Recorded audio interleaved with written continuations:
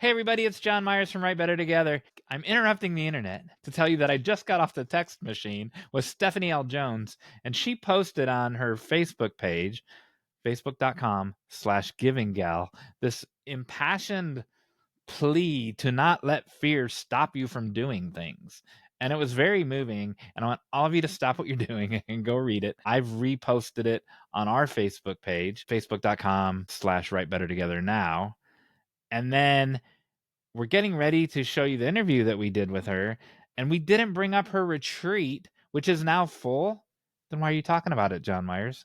Because Stephanie believes that if you were led to be there, you're going to be watching this on April 1st, even though the retreat is April 4th, that God will make a way for it to work out. So if you want to go to her retreat, which is called Giving Your Best Life Rest and Renewal Retreat, it's a 2-day getaway where you can just slow down. There are guest speakers. You can connect with nature. It's time to rest, renew, refresh.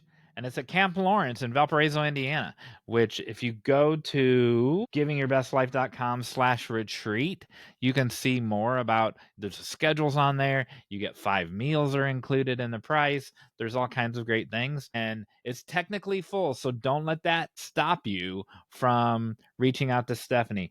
So you can reach out to her on her Facebook page. You can reach out to her through the contact form on givinggal.com or givingyourbestlife.com/contact. Reach out to her now because it's in 3 days. It starts April 4th. And I hope you take advantage of this wonderful opportunity.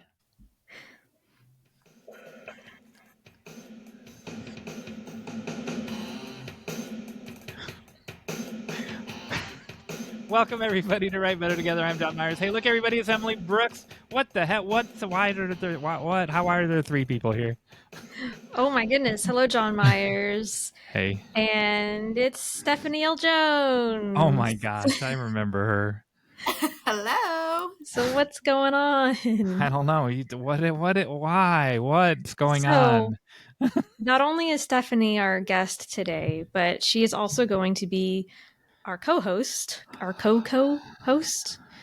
Cocoa, like Cocoa Puffs, Cocoa Wheats. So I, as you all know, am very pregnant, and so I will be taking a hiatus from hosting the Write Better Together podcast. And so Stephanie is very kindly going to be joining you all. Stephanie Jones, you are not allowed to get pregnant during these 6 weeks. I said that'd be kind of a miracle if I do, but celebrity screenwriter Bob Signs, if you're watching, because he'll be doing some, you are also not allowed to get pregnant during these 6 weeks. Oh. So here we go. Stephanie, you're gonna have to be like my support animal during this because it's gonna be tough. And so, well, first, Emily isn't leaving yet. So tell people like what it's gonna look like because you're around for a while. Yeah, I'm around for the next several episodes, and then I think it's mid-April that I'm gonna take a break, start nesting, getting ready for baby. Just resting and learning how to take care of a baby.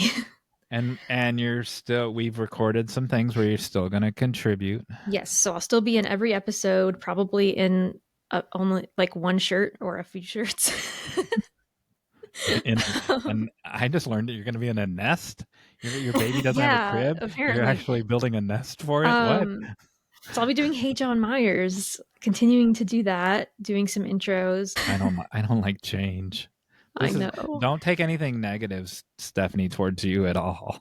It's just it's focus, like deflect it back onto me.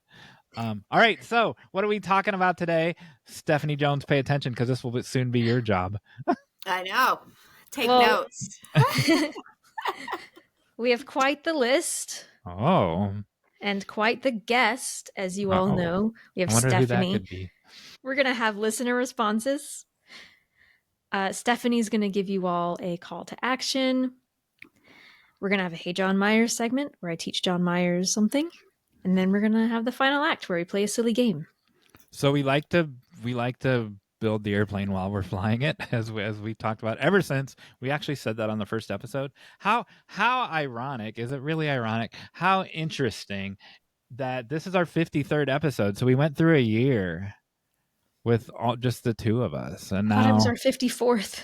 oh, this is our 54th. We went through a year and a week Yeah. with just the two of us, and then guess, and we just couldn't make it into the second year without bringing in a ringer, a professional.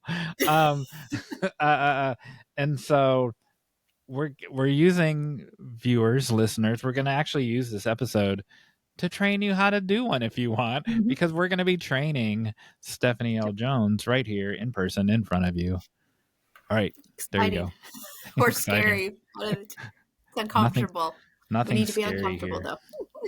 This is your safe place. Nothing scary here. All right, continue. So before we start, Stephanie, can you tell just our listeners about you?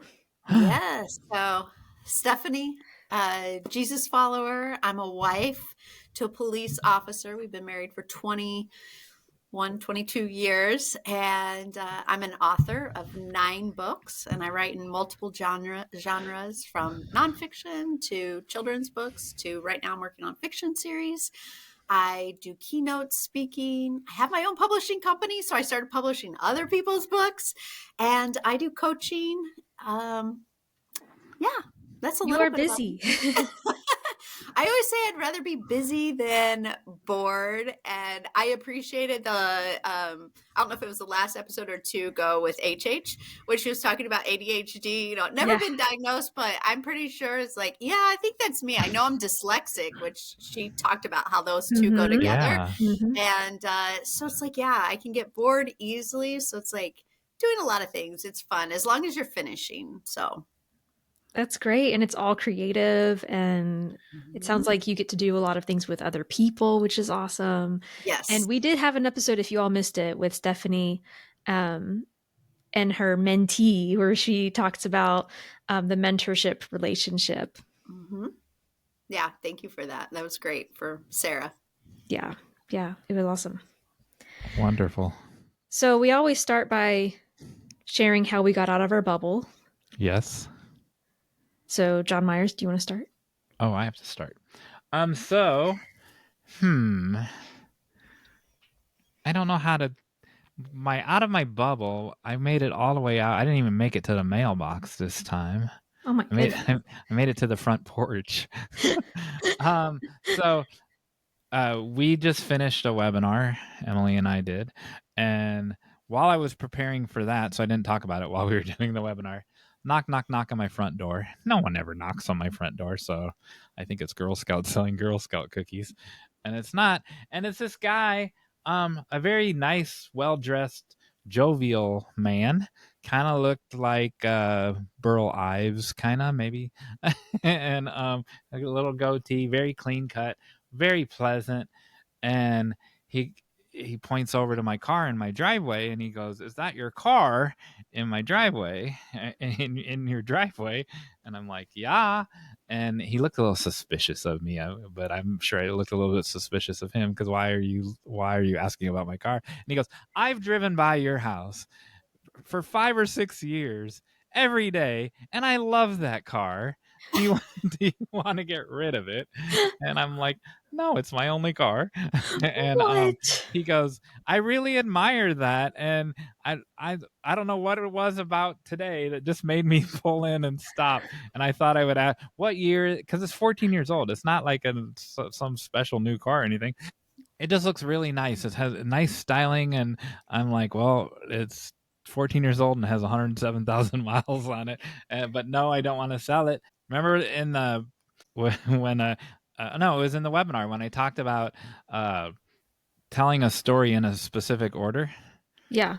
So I left out a detail because he actually introduced himself at the beginning of the story.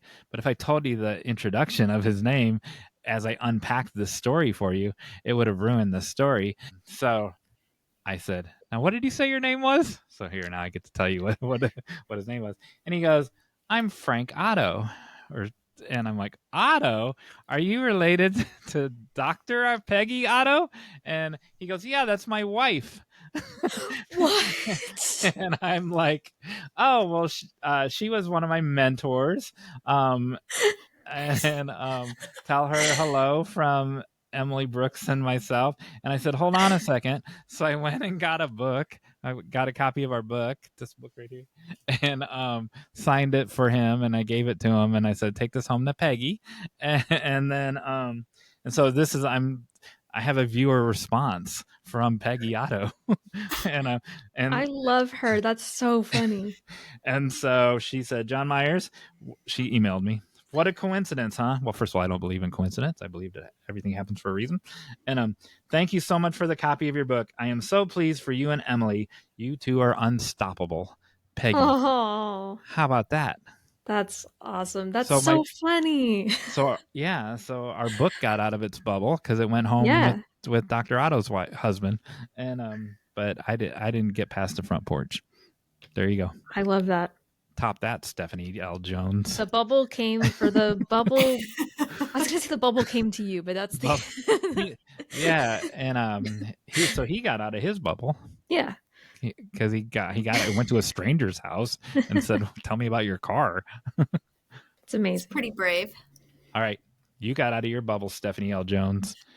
I did. I was on a panel at Calumet College of St. Joseph in Indiana for Women's History Month. And yeah, I loved it. I love college students, I didn't know what to expect. I hadn't been on or done a college event in a while. And I just had in my head, it was a voluntary event, it was, I don't think it was mandatory. That room was packed with college students, and they listened and they were engaged and they asked questions. And what I loved about it is a couple of them asked questions about gratitude. Even one guy raised his hand and he asked a question, how can I show gratitude to the women in my life? Oh, wow. That. What a guy. I know. And I want to talk to him afterwards, but somebody else came up and then he left.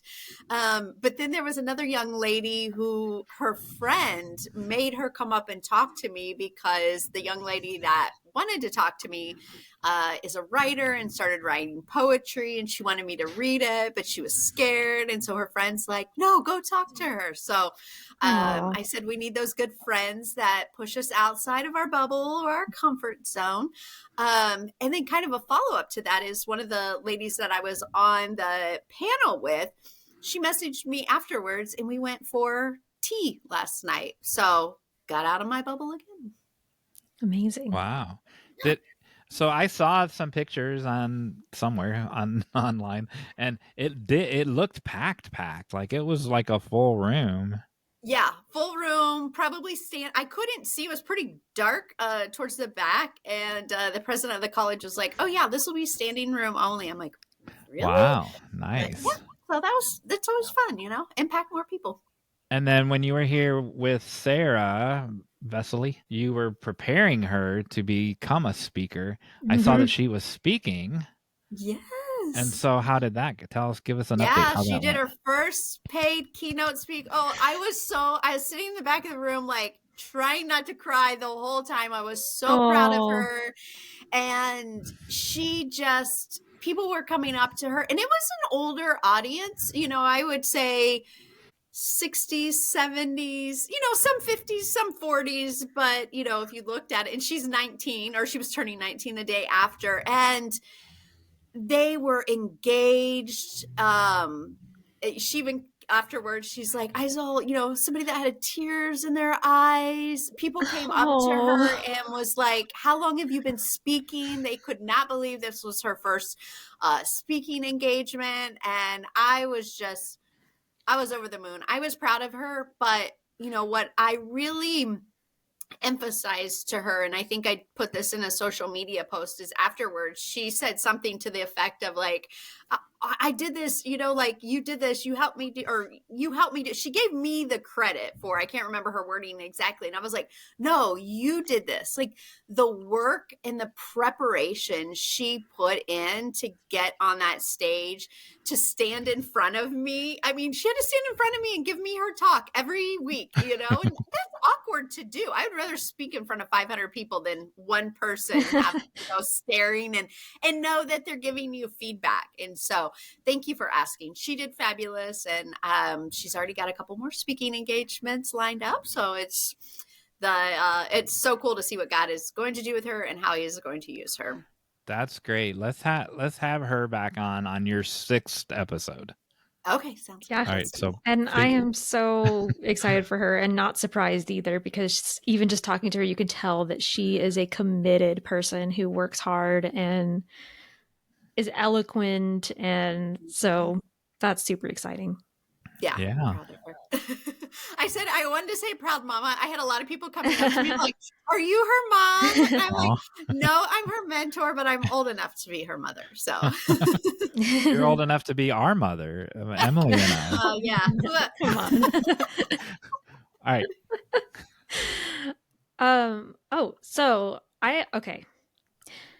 I have so many stories from this week, and I have to narrow it down or else it's gonna be an hour. So what I'm gonna do is give an overview, and then there's a singular word that I think encapsulates it, and that word is support. So I had my gestational diabetes appointments this week. I had a midwife appointment this week. The gestational diabetes appointments were at the hospital, and I ended up texting Jon Meyers like I was gone all day. It was a disaster getting down there, but I made it. It was a point of stretching me outside of my bubble for sure, just because of parking and finding things and all of it.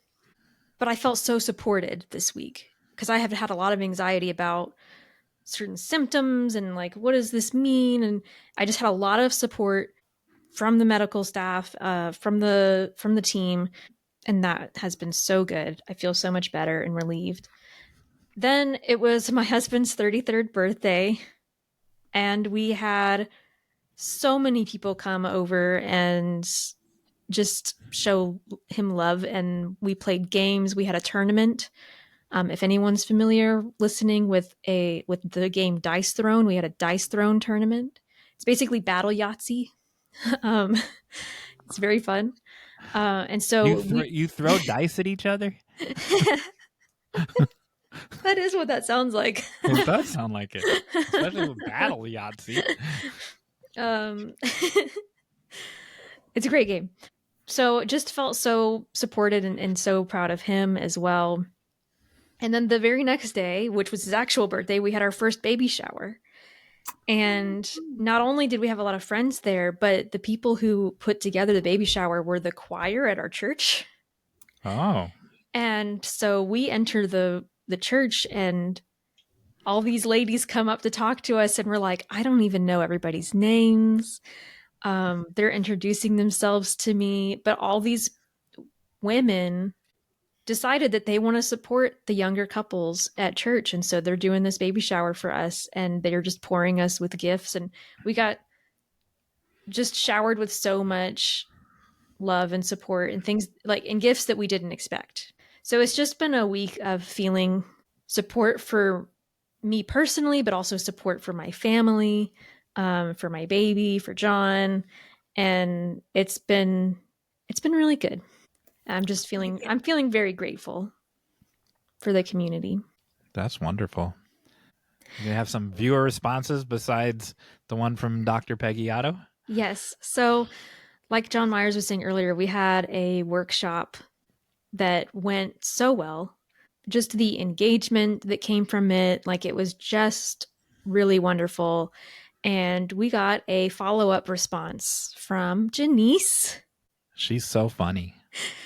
I'm so glad. So this was actually, we've mentioned Janice a lot, but this was their first time actually interacting, and it was great. I didn't know she was so funny. He made her laugh, or she made him laugh. A lot. And vice versa. But she said, Write Better Together's webinar on drawing from the well of your own experience and what that doesn't mean was eye-opening and very helpful. The points made by Jon Meyers and Emily Brooks changed significant perspectives on my own writing right away. So thank you, Janice.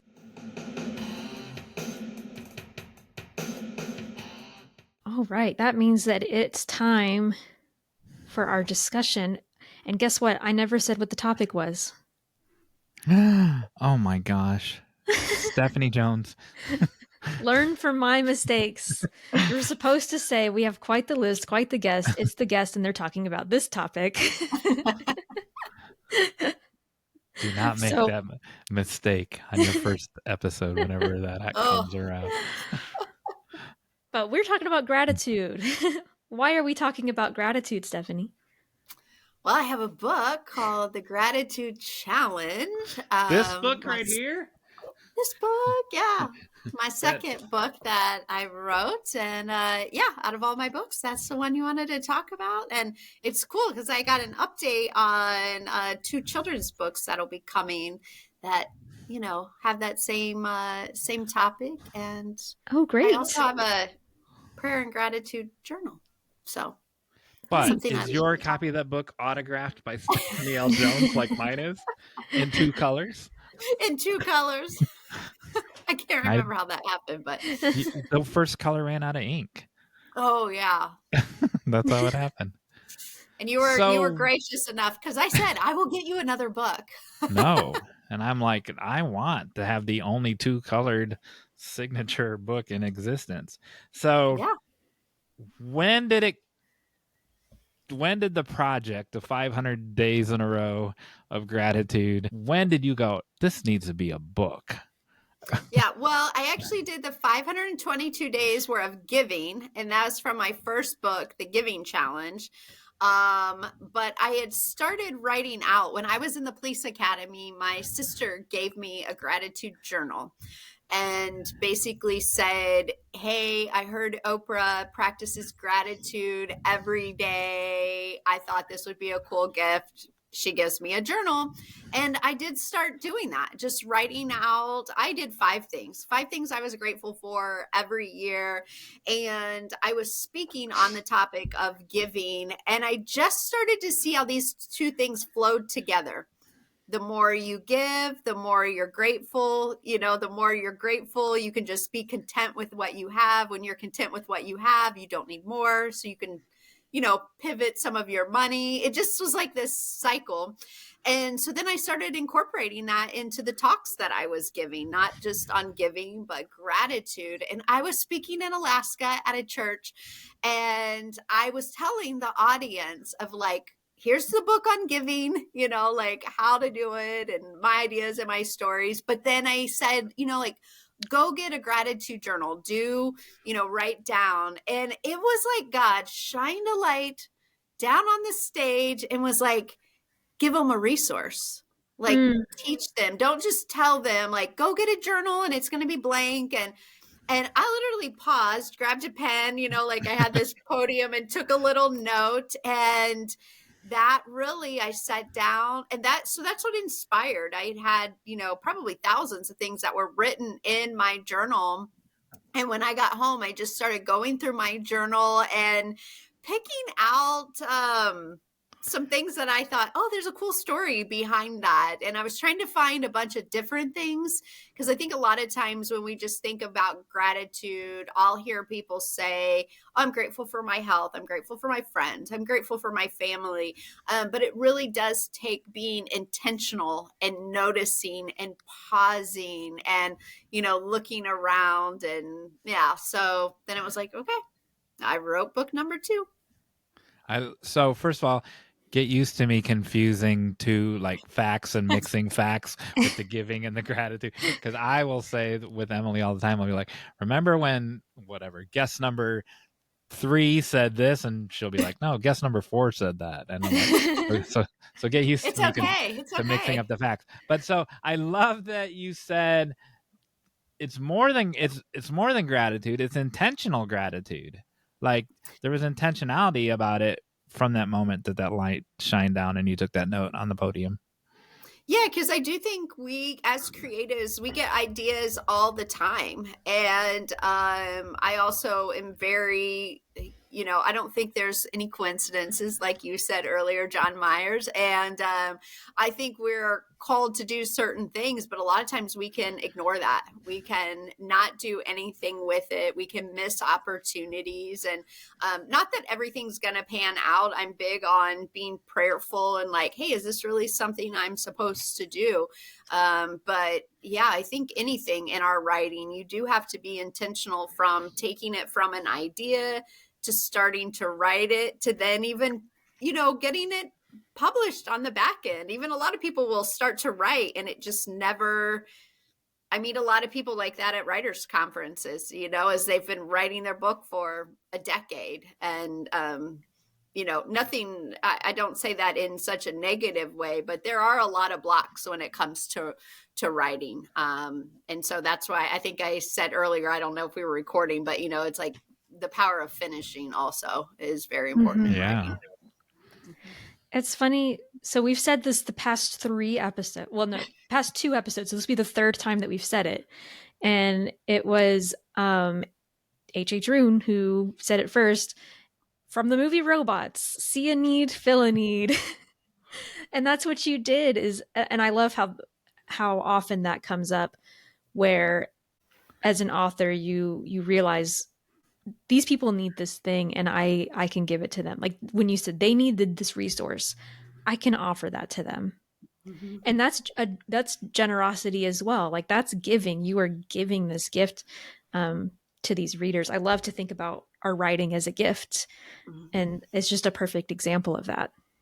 Yeah, it is. I mean, that's even how, if I take it a step further, is my prayer and gratitude journal. It was like, give them the gift, teach them how to do it. And there is writing spaces in here for each day, but then it's like, okay, beyond that, like, how do you keep people engaged? And I had created that resource for myself and I loved it. I'm like, I bet somebody else could use it. So let me create that. And I think that's, if we pull that string on the gift, is why withhold that gift from other people if we have the ability to put that out there and make their life easier. And I think that was the other thing too, that was kind of an aha moment from the stage is it was going to be easier for people to, after I got done speaking, walk to the back, and buy a book from me versus them remembering, oh wait, I've got to go to the store.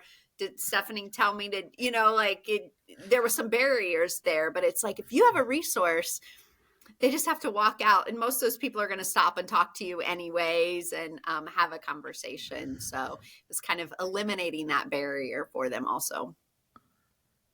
So that kind of answers I'm going to blur all this together now. Your question from last week, Emily, the one episode that came out today, about what to call those 2 things. Even though they're not books and they're not devotional, right? And you're like, oh, well, let's call it a resource. That it's not a physical resource; it's an electronic resource, but it is a resource. Yeah, I'm creating like a prayer. Again, Tell her. I'm always like, what is it?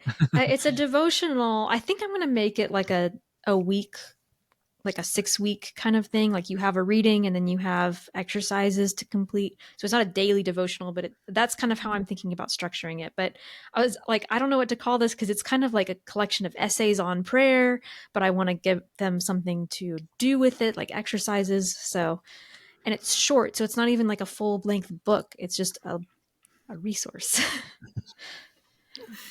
I love it. So it can be a pocket book. I don't know if that is like trademark, but that's what I was thinking about when I did my Uncommon Christmas, because it's really tiny. It's a smaller book. Yeah. And, it's not the size. So if you compare it, and every day is really short. And so it's like, oh, it's just like a little pocketbook, and it would go in a stocking. So you could do something like that. I'm hyperventilating. So I've spent the last week, so my novel that I'm working on, I decided I don't want it to be trade size. I want it to be mass market size, like 1 week baby here. And so I'm zeroing in on, and there I found in these different indie publishing groups that I was like the first person to raise this question, and they're like, I've been doing this forever, and no one's ever. Why would you do 4¼ by 7 inch? Blah blah blah. And I have my reasons, right? And so, what size is that book? First of all, that you're Oh, waving the little around. tiny one? Yeah, I don't know. measure it, man. Yeah, I'll measure it after the call because I keep a ruler on my desk because that's what I'm always like, measuring my children's books, but I can't remember. It's probably 2x4 or something like that. No, Three it's by, bigger than that. I don't know, 3 by something. All right, and then Tiny though. do you have a quarter in your pocket? No. Oh, I don't have a quarter is 1 inch. If you didn't know that, I've changed your life. You can I measure. learned something new. Thank you. If you have a quarter in your pocket, you can measure anything. And then you use KDP to print it, or no? Yes, no.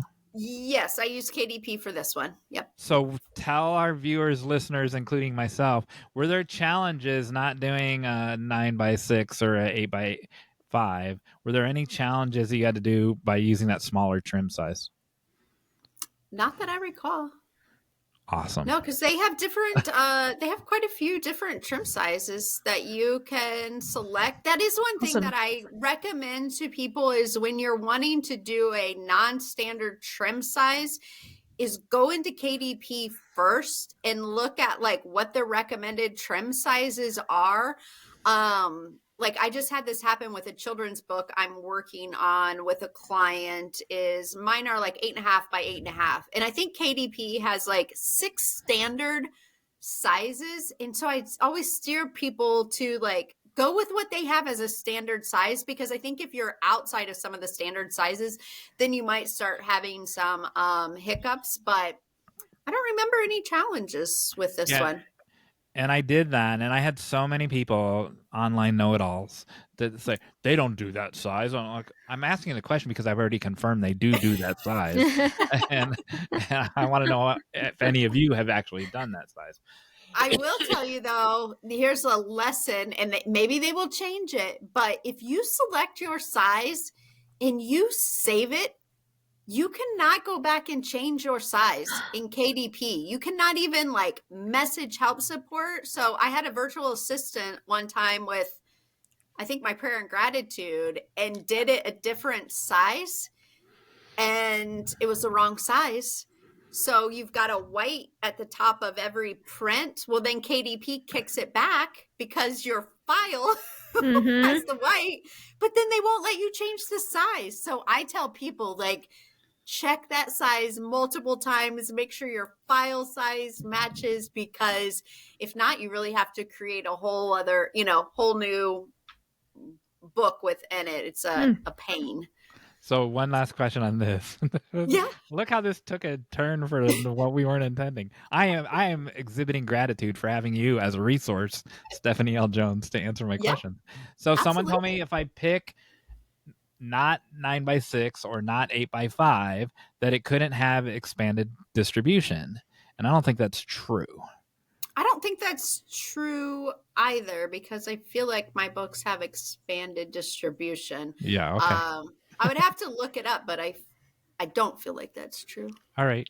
We now return you to your regularly scheduled episode. Since we're talking about since we're talking about publishing stuff, do you want to go ahead and we can ask that other question that we had for her, and then we can go back to the gratitude topic. Sure. So in this book, you're not the only author. There's other people, I don't know, every 6th, every 9th, sometimes 2 chapters in a row. Tell us about the process of including these other voices, but still, it still matches the tone of the book. They still match the voice of the book. We had a recent guest, Amy McConnell, who hers and Amy McConnell and Friends down here, because she put together an anthology, and hers was by invitation only. She didn't use everything that every person invited did not wind up in the book. And then so tell us about your process of including these other people. Yeah, and that's a good, like, the things you don't think about when you're putting your book together, like, yeah, mine probably should say like and Friends or something at the bottom of that. Now they are in the I think, the contents, their names are there, and obviously on their stories. So when I had written the book myself is what I realized is all of my stories, or the majority of my stories, were positive. Like kind of happy-go-lucky, like little adventures I was on, things that happened. But as I looked at my gratitude journal, and when I really thought about gratitude, is I started seeing some people in my life who were practicing gratitude through very difficult times. So, I had a friend whose son was diagnosed with autism. I had another friend who had lost a daughter in a car crash. Another friend who almost committed suicide. Another, a friend who had abused drugs and was an alcoholic. Like, these people just started showing up, and I thought, I want to tell their stories, because I want the book to be, if you pick it up and you're going through a hard time, you go, oh, wait, there's somebody who has been through cancer, somebody who has lost a child, and this is how they use gratitude. And so I was going back to intentional. I was very intentional. I didn't put anything out on social media of, hey, I'm looking for these stories. No, I just went one by one and asked these people hey, you have a story.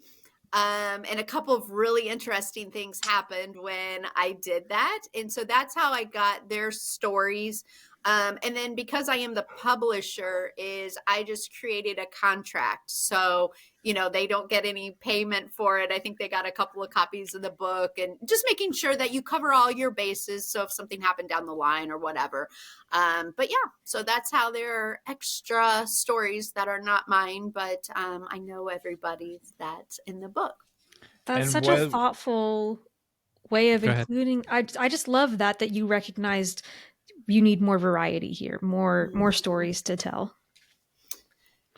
Yeah. Well, and I think we've got to do that. I think we constantly have to be humbling ourselves. And I could have put the book out just all me, but it wouldn't have been the book that it is without those other stories. And I know that based off of comments I get on certain stories, of somebody who was battling cancer, and they get to the I am grateful for cancer story, people that are just going through difficult times. And so again, it's like, I think all the time in writing, it goes back to is whether you're doing something collaboratively, or even if you look at working with editors, you have to take feedback, and you have to, they make the book better. Other people make the book better, instead of us just sitting a lot of times in our own bubble, in our own little world, doing our own thing and going, okay, it's good enough, just me. So we write better together. Yes, we write better together. Perfect. Did they have any coaching or guideline, or because the astounding thing to me is that they fit, but of course that's Holy Spirit orchestrating all that so they would fit. And and did you have to reject anybody because it just didn't fit? I don't think I rejected anybody, because like I said, is now what was interesting that happened a couple of times is some of the stories I knew, so it was like, hey, can you write a story on this? Some of the people were, I just really saw them practicing gratitude, and I gave them leadway. Now, obviously, I had to edit some things down. And again, like you talked about, that certain voice, the length of the story. But then, two cool things that happened. One is my friend, Zach Lloyd, who is also my accountability partner. I just thought he was this, like, he was, at the time, he was like my trainer, my workout trainer, fitness trainer. And I saw him practicing gratitude all the time, and he seemed so happy, and he was going on social media. And I was like, hey, I want you to talk about this. You're up at like 4 a.m. You're so grateful. And he's like, okay. And then he met with me, and he gives me this story. And it was about his life of doing drugs and getting arrested and almost committing suicide. And I can choke up because I didn't know that story. And you talk about Jon Meyers, the Holy Spirit is, he very felt led that he was supposed to write that story. But I will say, I mean, it was too, I was getting ready to publish it and he didn't even know if he wanted it in the book because there were family members that he had never told that to. There were friends that had never. And so there was also this like, oh no, if you put the stories out there now and people can read it and I'm going to have to deal with some things. But at the end of the day, he did tell the story. And I think it's very, very important. It's it's one of the most powerful stories in the whole book. So that one was very much like I had one idea of what I wanted him to write and he felt led to share something else. And then the other one, I had intended this to be 40 days and because the giving challenge was 40 days. And one of my sister's best friends had been diagnosed with cancer and she had started a blog and had made the statement online, something to the effect of like, not really being a writer. And I was like, no, you're a writer. Like you've got this. And I knew that she had a goal of having something published. And I just messaged her. I felt like I needed to give her that opportunity to have something published. I think at the time when I reached out, she was stage 4. And, so she ended up writing her story and, had 2 little girls. She's since passed. But I love that. I think I held the book. It took me an extra, 6 to 8 months or something like that, to hold up the book and pause. But I love being able to give her that gift, the legacy. I think they read her story at her funeral and got to talk, there's just other things. And so I think that was another important lesson is you pay attention to the people that come across your lives when you're working on projects. And a lot of times it's not your timing. A lot of times it's not how you thought it was going to look, and be okay to say, wait, I wanted it 40 days and now I think it's got to be 41. I wanted these stories and I think somebody's got a story to tell. Yeah. So Zach's story was in chapter 33 here, or day 33. And that's my last question about putting this together. How did you, or did you make the decisions on how to sequence them? Yeah, my biggest thing on the sequence was like happy, kind of heavy, happy, heavy. Because at first I really wasn't thinking about that. It was just like, okay, I have a story and I just put them together. And then what I realized is I had a couple heavy ones like right in a row. And I'm like, wow, we might need to pause a little bit and process that. And so I really tried to have this balance of, okay, like, fun, maybe make you laugh, maybe not as heavy, and then a heavier story. Yeah. So. That's funny because I'm pretty sure we asked a similar question to Amy McConnell about her book, and she answered very similarly about that with the tone and giving people breaks and different voices. Yeah, well, I always think of, you can get overwhelmed with a book and you want people to keep reading. You want people to keep turning the page. And if they get so like, oh my gosh, this is depressing, or like, that's not the purpose of the book. Hello, it's 41 days to a happier, so yeah. When you, Emily, sequenced our book with the help of the Holy Spirit, I think you did it like when you first showed me, I was like, this is perfect. And so that when we talked on the webinar about unpacking things in a certain order, I don't think a lot of new writers, I don't think they even consider that. They're like, I wrote it chronologically. That's the order I'm putting it in. And we did not. Our order in our book was not the order in which it was produced at all. Yeah. And so it all fell into place that way. Yeah. I think that is something important to think about, especially as new writers. I can think about a couple of people who I helped them, write their book and then put it together and publish it. And even when you're writing it chronologically, sometimes it makes sense when you're writing it. But then as you start reading it or getting some other, or you think about that, like, okay, how am I going to leave this chapter? And then how does it start into the next chapter? You can be thoughtful in doing that and making sure that it makes sense for your reader, and being okay not to be so like structured and going, no, it has to be chronological, because maybe your chronological doesn't make the best sense for your reader. So I think that's important to think about. So Cool. did you have something to say? Nope. Good. With gratitude, I want to talk about the importance of gratitude for writers, because our whole thing, like with Write Anyway, I feel like gratitude has a huge role in writing anyway.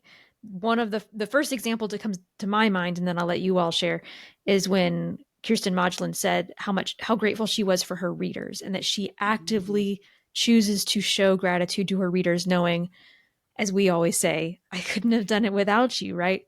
So how else can gratitude encourage us to write anyway? Yeah, well, and I loved that episode. I just It's said such a that to good, a we friend refer to it all the yesterday. time. Yeah, it was But- great. It was fabulous. And I So saw she before- hit 2 million, so I was like, Yeah, so congratulations, she hit that. I don't know if you saw it, Emily. Before Stephanie answers, she hit 2 million. Remember, she told us in the episode it was going to be June or July, Yay! and I shared it on our page, and she commented that she appreciated us, and That's awesome. thank for Oh yeah, yeah. So 2 million in 3 months faster than she thought she was going to do, and she gave Amazing. all the credit to her readers. Yep. All right, It's I'm done incredible. interrupting now. Yeah. No, well, I think I'm gonna check, but I always in my acknowledgments, talk about my friends and my readers and my beta readers, like making sure, my last paragraph is, to my readers, it's because you have to remember that at the end of the day, we don't get to do what we do or continue to do it if we don't have readers. So I think that's one is, on social media, in your books, recognizing them. But then also it's, when you're writing it, or when you're writing, but especially when you get into the publishing process, is a lot of times, at least for me, is there's a team that is involved. And I am grateful that I do not have to cover design my books, because I don't know how to do that. I'm grateful that there's a formatter and a designer, and, there's a lot of people that goes into it. And I think making sure that they get the recognition and they know how grateful we are for them. But I also think it's when you're by yourself, is you're grateful, like I had a day where I stared at the computer for my whole hour when I was supposed to be writing. I just could not figure out, the epilogue of this book I'm working on. And then I did a lot of praying. And the next morning I got up and I prayed, and then it just spilled out on the paper. And I was just like, thank you, Lord. Thank you for that. You figured everything out. It was like the Holy Spirit gave me what I needed to figure it out. And I think, being grateful when you have those times where the words come and they flow and you figure it out. Yeah, I those are some of the things that come to the top of my mind. But I practice gratitude every day. Even if it's like I got 15 minutes in writing, I'm grateful I got 15 minutes in today. It's better than nothing. And it's recognizing the small and the big times when, you're in flow and you've written for maybe 6 hours and you're grateful for, like, hey, I have the time and the space to do that, and the words are flowing. So I have a confession, and I'll share, unless Jon Meyers had something he wanted to share first. No, but before you do your confession, Stephanie's husband is a cop, so be careful. No, I have a confession of moments where I was ungrateful this week. Oh. And how I have been working to turn it around. So one, this is so silly, but I don't know. I'm like you, Stephanie. I don't know if I have ADHD, but there are signs. Um, it's like, I don't know if they all come together for a full diagnosis, but there are little things that I relate to. And one of them is hyperfixating. And I had a day where I hyperfixated for hours. And instead of being like, man, I got so much done, my first thought was, why did I sit on the couch all day? I really need to be moving around and exercising. And I probably just hurt my back and probably not great for the baby for me to be sitting here. Like just thinking about like, why did I do that? I didn't eat enough. And I was like, that's silly. I'm not going to have many other days coming up where I can sit on the couch all day and write. So that's, but I'm very hypercritical of myself. So even when I'm doing work, I find something to criticize myself for. So I had to turn that around and be like, no, I'm grateful that today I got to do that and work and not be interrupted. And then the other thing was discontentment with my audience numbers. And I'm sure that, we were talking about how your audience can really motivate you, but sometimes you don't have an audience, or you have a smaller audience than you hoped for. There's still people who you are giving this to. And I need to change my perspective to not think, oh, that's not a very big number, to think, who are that's still this many individual people who are coming to me to read what I write. And that's amazing. And I'm like embarrassed that I even think that way, because I don't believe in, we've talked about this all the time, Jon Meyers. We don't believe in numbers, at least as far as like, we think of quality over quantity, right? And we think of impact. But then those little thoughts creep in your head that like, oh, well, why don't I have more numbers?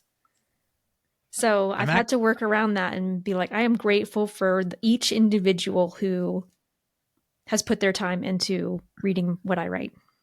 I'm actually shocked by that, because no, seriously. And I'm glad that Stephanie's here, because gratitude is the solution to that. But we've talked about that, even like when you're speaking, if 300 people show up, great. If 12 people show up, great, because those are the 12 people the Holy Spirit led into that room, and they wanted them and so you change those 12 lives, or you change 9 out of those 12 lives if it's one person. And I'm surprised that you're still struggling with that. It's a self-critical thing. I don't open up about it a lot, but I am very self-critical. And outwardly, I speak what I believe about things, but inwardly, I'm telling myself stuff that I actually don't believe, that I have to remind myself like the truth, if that makes sense. And gratitude is the key to paving over that. Yeah, like gratitude really does open your mind to the truth. It's because it all is like true. It's just helping you see it. Yeah, it's just flipping your mindset, and it's changing where you are focusing, instead of like focusing on lack, what you don't have. I don't have readers or enough readers or whatever, define enough, versus at least I have one reader. And I go back to, my giving journey, which started my first book of that, giving a gift every day for, 522 days is, my goal every day was me, one person, looking to make a difference in one other person's life. So I want to say the bar was low, but, it's like when you do that consistently, I actually, for a small amount of time, I tracked the compound of that. So I had a spreadsheet, and it was like, oh, this gift hit 30 people. This one did 1. And it ended up being like thousands of people that Wow. it impacted over, the time that I was tracking. And I stopped tracking because it kind of proved my point is, those incremental of the one reader, the couple reader, or that is over time. It's a lot. I think the other thing too, and Sarah and I were talking about this the other day, is, God's definition of success is different than the world's definition. And the world's definition a lot is numbers. How much money are you making? How many books have you sold? How many readers do you have? How many followers do you have on social media?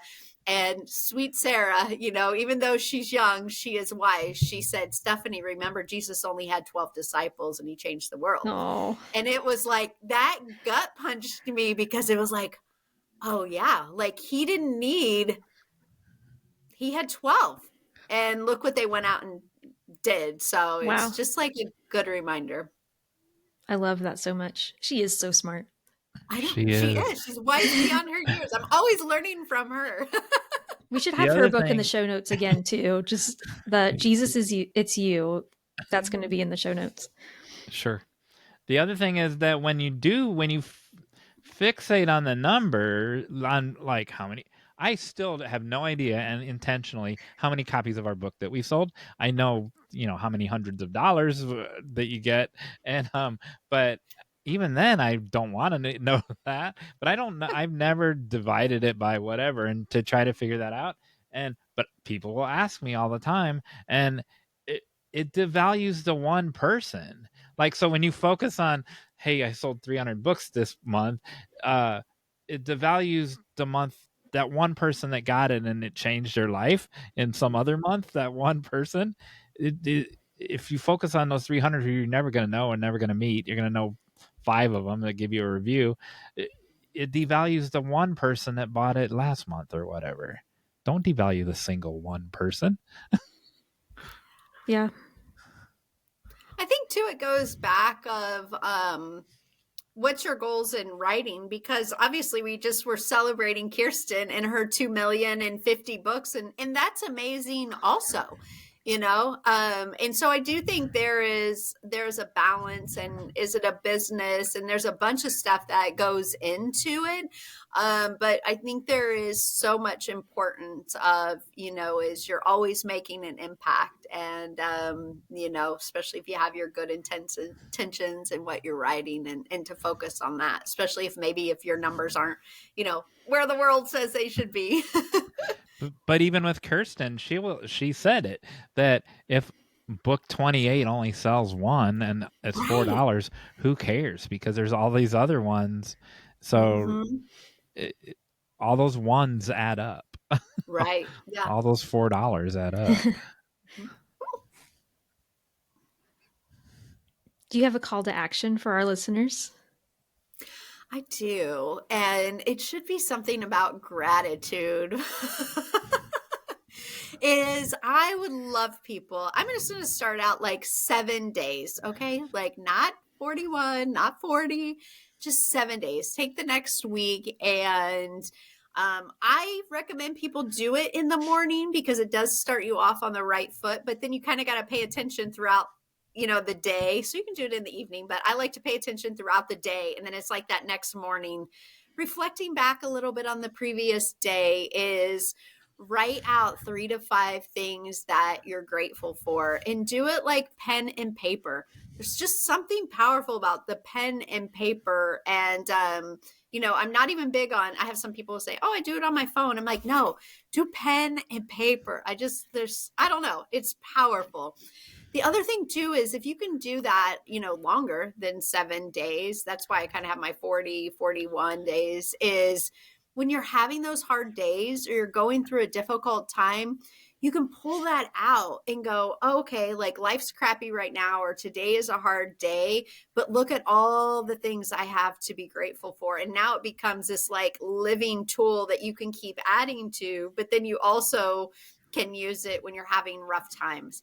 And I know for me, it's been helpful. And that's why I love to do like prayer and gratitude, because then you can see like how God is answering your prayers or not. And then you can be thankful for that, of the changes. But sometimes we forget the goodness of God or what's been done in our life. So my call to action would be write out 7 days, 3 to 5 things that you're grateful for every day, and see how it changes your attitude a little bit.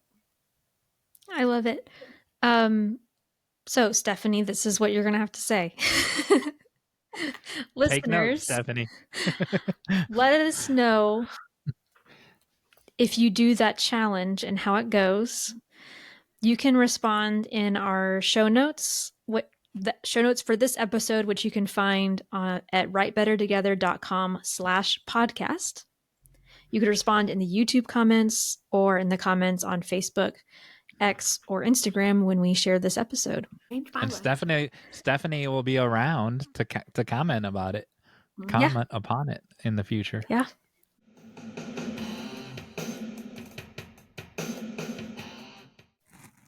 Okay. This is the awkward part because we're used to saying goodbye.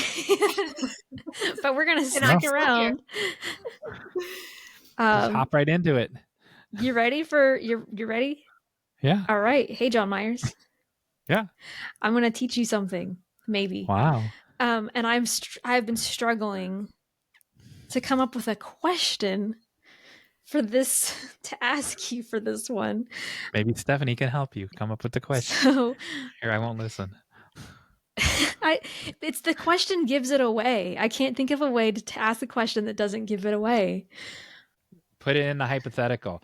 If whatever, if you were a plumber and you had to XYZ. If you were Chinese, would you compete in a spelling bee? Yes. Would you, Stephanie? Sure. That's the best I got. So I learned that spelling bees are a very American thing and a very English speaking thing. Oh. Why do you think that is? Because different words have different meanings and they're spelled differently in other languages. English is one of the most complicated languages for people to learn and to spell correctly because we have all these different languages influencing it's all just a hodgepodge of different languages. So spelling bees happen because of how difficult it is to spell in the English language. And it's also it's been happening since 1925, the spelling bees. And it's meant to like encourage scholarship and, education and stuff like that.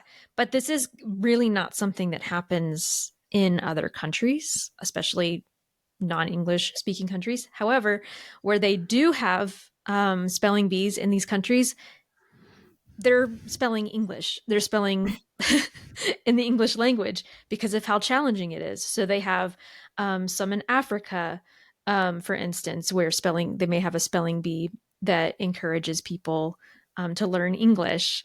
There are also other countries that they have kind of something similar, but it's actually dictation competitions. So you're writing down what people are saying and trying to do it correctly.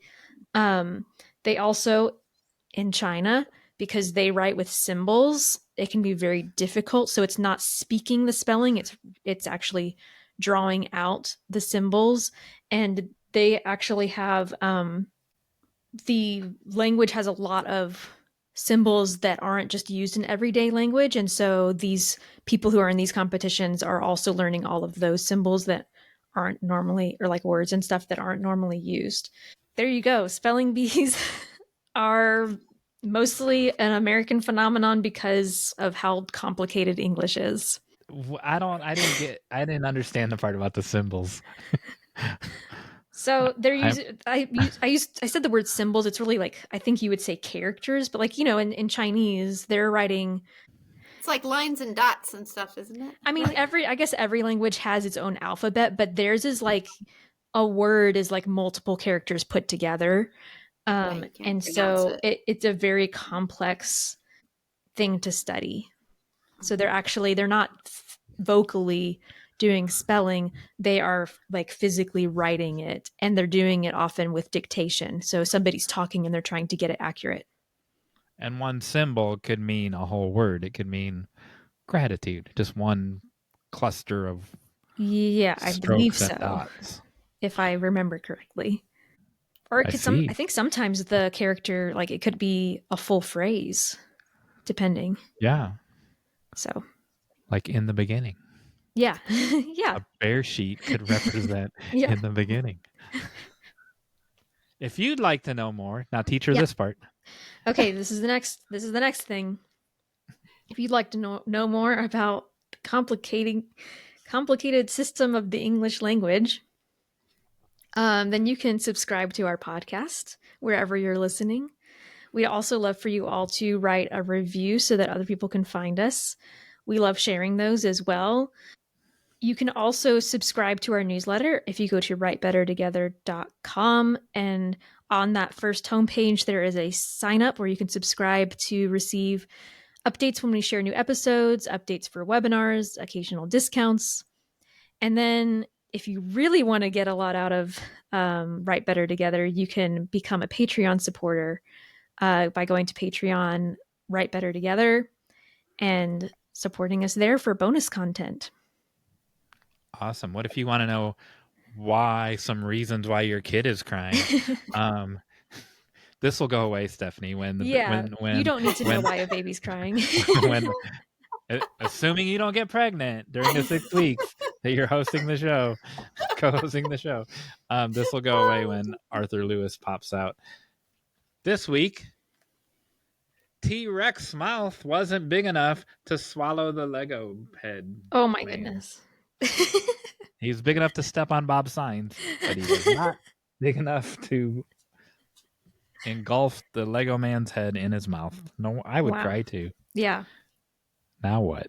Well, so now we have the final act, and this is where we play a silly game. So, yes. How are we doing this? So, every other week, Emily and I go back and forth, even though they might not be shown in that order. So she'll come up with a game, I come up with a game. And so it'll be your job to think of a game, 3 games during the 6 weeks. I don't like trivia games. And I didn't know this job was so learned intense. that because I think trivia games are awesome. I love trivia games, but sometimes there's trivia leading to something else. I have sprinkled trivia in there, like with the Little Rascals one. And then there you go. That's all I like. You can do whatever you want, and I don't ever want to know ahead of time. So, and we always have prizes. So today's prize. Oh yeah, we always have a prize. A random. The Groovy Granny series. Oh, you found your books. They came. So they got lost in transit, but I did get these books from Sheila. So it's the Growing Up Great with Groovy Granny. Yes. And then Groovy Granny and the Food Fight, which is about food sensitivities. And then there's a workbook with that. Wow. There you go. So those are, I know that's a lot of prizes, but that's going to be dependent on how many of these you get right. Okay. How many of the books you get. Can Stephanie be my phone a friend? Yes, absolutely. Oh, no so pressure. You are going to be playing What the Homograph. What the? So a homograph or a homograph is a word that is spelled one way, pronounced one way, but has multiple meanings. So it's not a homophone. It's not a homophone because homophones can have different pronunciations and different spellings. Well, where's Dr. Peggy Otto on the reader? So I'm going to name some words, and you are going to try to guess how many, or guess the different ways in which those words are used. So my answer is going to be a number. They're used in 7 different ways. No, you have to. You have to try to guess how they're used in different ways. Oh, okay. One of them I'm going to say has like 20 different uses, so I'm going to be generous and like if you get most, like, because a lot of them are very similar. If you get like half of them, then I will count it. So is this like a wet and dry county means it has alcohol and doesn't have alcohol? Is that what that? Hey, speaking of that, did you know in Kentucky, Callaway County is a moist county? I know you love the word moist. Do you know what I hate that word. Do you know what a moist county is? Somewhere in the middle. So in the county, there's no alcohol. There's only one city in Callaway County, by the way. Isn't that weird? There's villages, but there's only one incorporated city in the whole county, and that's Murray, Kentucky. Murray, Kentucky is wet, but the rest of the county is dry, so it's a moist county. There you go. So what do I win? So yes, in a way that you're gonna try to come up with, like, if I were to use the word dry, then you would try to come up with different ways that people use that word, even colloquially. Colloquially. Is that the first word? No. Colloquial? The first word, we're going to kind of go from like easy to hard. Okay. The first word is sugar. Sugar. Can Stephanie and I go back and forth? Sure. So I use it in a sentence? Yeah. Or just say how it's used, like a definition. As an adjective of a man providing for a single woman, a sugar daddy. I didn't even have that written down, but there you go. Yes. Is that what you you get a want? bonus point. Is that what you want? You get an extra pen. But is that what you want? Yes. That? Okay. All right. You got anything, Stephanie? Well, it can be a nickname. Oh. Like sugar. Yeah. Hey, sugar. I've got term of endearment down. Yeah. Okay. Money. Yep. Ah. Put some An sugar in his ingredient? palm. What did you say, Stephanie? I said an ingredient. Yeah. Yeah. Yeah. A real ingredient. Spot on. There's two more that I have written down. You know how like the squeaky wheel gets the grease, like a way to like, hey, hey. Are you making up your own phrases now? No, like to smooth the path to getting like I want this bill to get passed in Congress, and so I'm gonna put a little twist in my pitch so that I'm gonna put some sugar on my pitch to get it passed in Congress. I did not have that one written down either. You're getting extra bonus points. 2 pens. All right. I was going to say like a description of how something tastes. Like sugary. Yeah, I guess you could say it's like the Instead of adjective sweet, version. Like Yeah. sugary. Yeah. Okay.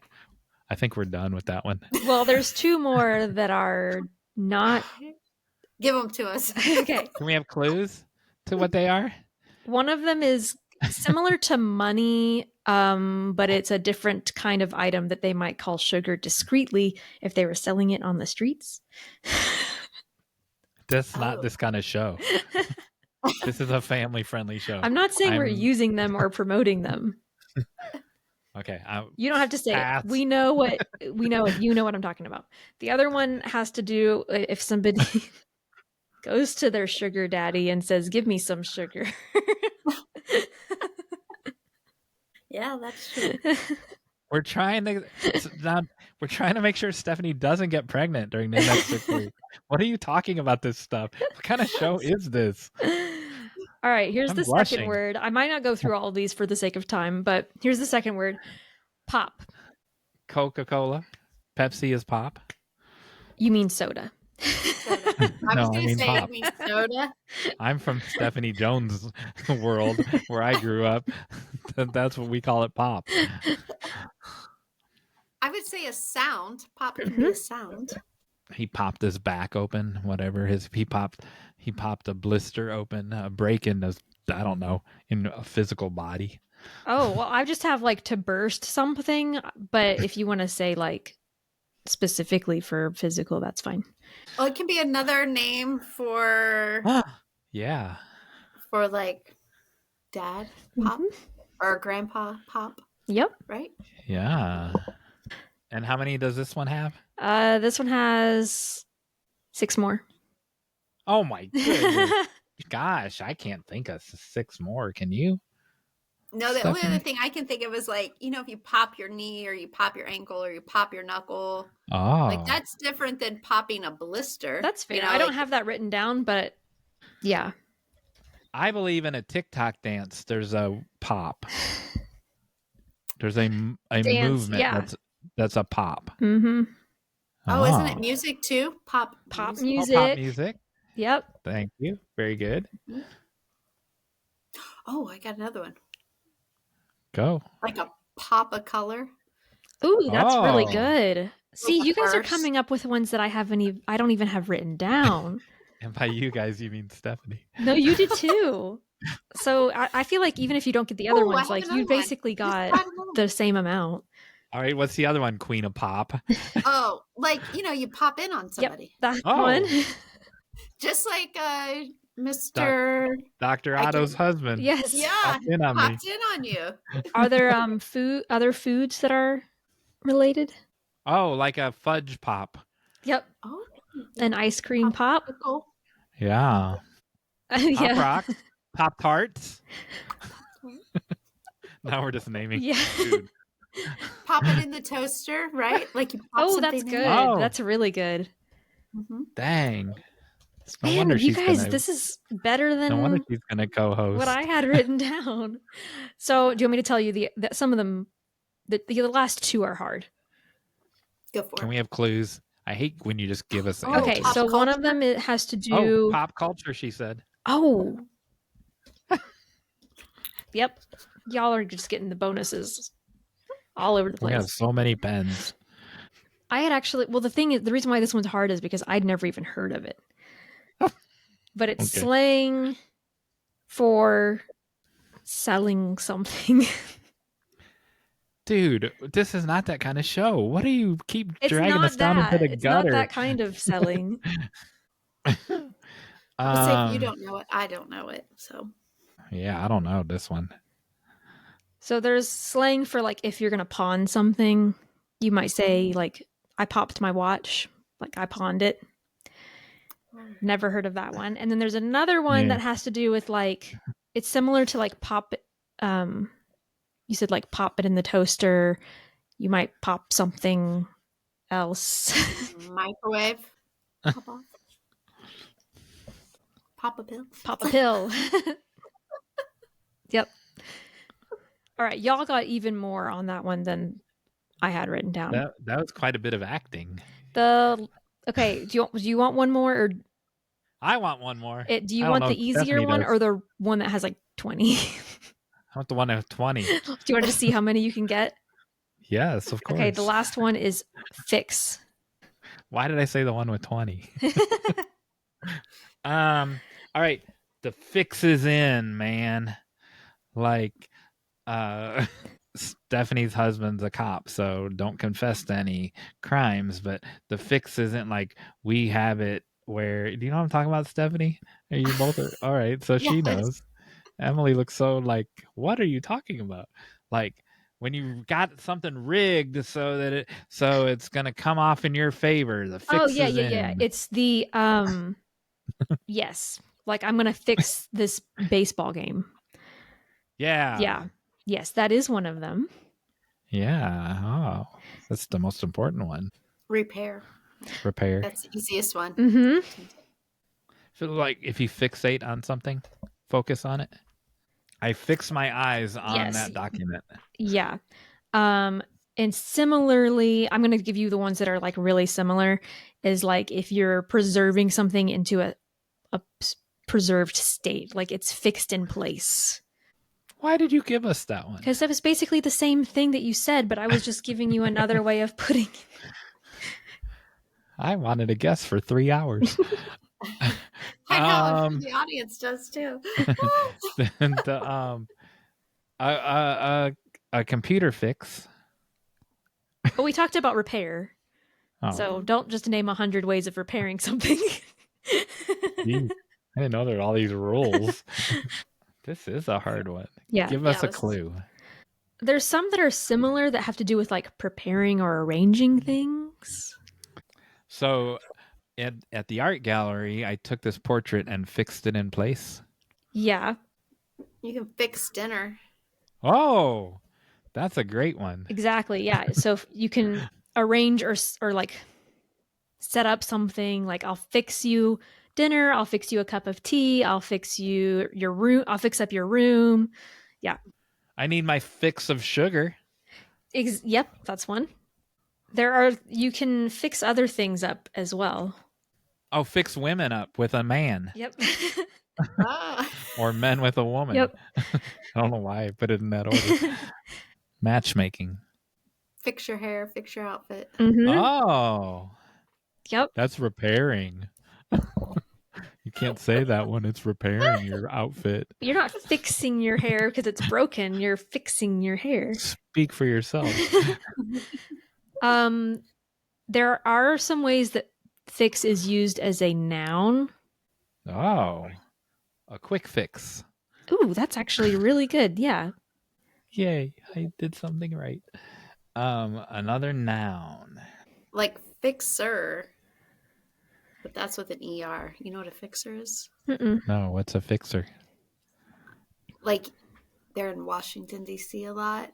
You ever seen the movie or the TV show Scandal? She's a fixer. So somebody Oh, does yeah, something yeah. bad. Oh, okay. I didn't have that one. Yeah. It kind of goes to they're like fixing things or The fix is repairing, but in. they're a fixer. Yeah. So they make things go away. Can you be put in a state of being? I'm trying not to say it. Transfixed. No, it's I've been just the word transfixed by fix. this It's just the word fix. fix. In a fix. I'm in a fix. Yeah. What does that mean? I've never heard that. Yeah, it's like I got myself in a fix. So it could mean I got into a difficult situation or I've been set up. Like that was a fix. The fix is in. The fix is on. I said the fix is in 20 minutes ago. I know. Sorry. That would be a good T-shirt. That's our new. Wait, say that one again. About the fix. I'm in a fix. Is that what you said? Yeah, that's gonna be in our merch. Yeah, isn't that good? When we come out with a merch line, that's gonna be in it. I'm in a fix. Isn't that good? Who said? Has anyone ever said that? That you've ever heard anyone say that in your life? Maybe not in person, but definitely like in movies or something. In 1940 movies. You can also decide something, settle it, especially like maybe a date or an arrangement. Oh, fix up. We did fix up. Oh, okay. Not that kind of date, like the date, like a day of the week. Oh, yeah. A day of the week. A fixed date of the week? What about it? What are you getting at? Can you settle on... The appointment was fixed at 2 p.m. on Tuesday. Yes, you can fix a date. All right, there's only a few more, and some of them I didn't even know about. If you want me to just tell you what they are. I haven't known about the last 3. I know. I don't think we're the same age anymore, Emily. I think you're older than me to use this old language. The fix. The fix. All right. Let's go. Because there's some biological ones too. So in biology, it can mean to assimilate. So the example that it gave, and I don't understand any of this, but this is what it says. Lupins fix gaseous nitrogen in their root nodules. So assimilate, come together, they fix something. Yeah. The other one was to put an enemy out of action. Like if somebody says, I'll fix you, that's another like old colloquial thing. We could have guessed that one, Stephanie. You can fix an animal. What? What was it? You can fix an animal. Oh, yeah, so they don't get pregnant. Yeah. And then this one does not make sense to me. It says a position determined by visual or radio bearings or astronomical observations. For example, the radio operator received the distress call and calculated the fix. So like the set. Yeah, like the 3 wise guys found the baby Jesus by fixing on a star. Yeah, by fixing that's a good positioning on a star. There's another one of like you're fixing to get into a lot of trouble, but that's fixing, so I don't know if that counts. And then to make something artistic permanent, for instance, that was in my own summary. The example was he perfected a process of fixing a photographic likeness on a silver plate. Oh. But I think that previous one does count because I used to have a boss from Wisconsin and I was doing some work down south and he would say, that's the problem. And I do not believe this, by the way, but this Yankee would say, that's the problem with those Southerners. They're always fixing to do something and they never get around to doing it. I don't believe in that because I think I think there's hard workers on both sides of the Mason-Dixon line. Don't generalize people. All right, y'all got way more than I even put down. So you get all 3 of Sheila's books and a bonus pen and a bonus coaster. Wow. Speaking of books and fixing court cases, I have to bring this up, and it's also me postponing from saying the inevitable because I'm going to start crying, and the inevitable sentence. But there was an update on the Coyote versus Acme case this week, and so people will be seeing this a week later. But just 2 days ago, as we talked about in a previous episode, people kept saying that Warner Brothers was going to write off that movie, and in fact, there was it was even misreported this week that it had been written off, and it was never, as I talked about in a previous episode, it was never physically written off ever. They said they were going to take a tax write-off at the end of 2023. They didn't. First quarter they didn't, and 2024 second quarter they didn't. It was just sitting on the shelf and available. Its actual termination was available for acquisition. It sat there. No news was in it in the last 6 months. Guess what? The people who released the new Porky Pig Daffy Duck movie this week or last week, Ketchup Entertainment, are in negotiations to finally, after 3 years, release Coyote versus Acme. I was the only one who said never give up, never say never. I predicted that. How many? A year ago. Wow. How about that? Nice. What other stories can I tell to put off saying this inevitable sentence? Well, listeners. Oh, no. Help me through this, Stephanie Jones. It's okay, Jon Meyers. I'm still here. I like that. I like that. We're talking about you like you're not here anymore. I'm still here. No, it's going to be really hard the first time when you're not here. I was like, I'm here for still a couple weeks. That's what I wondered. I was like, what? Yeah, this is not my last episode. No. All right, everybody. We couldn't have done it without you. I said it by myself. I'm refusing to say it. No, we couldn't have done it without you, Stephanie Jones. All right. Bye. Thank you, Stephanie.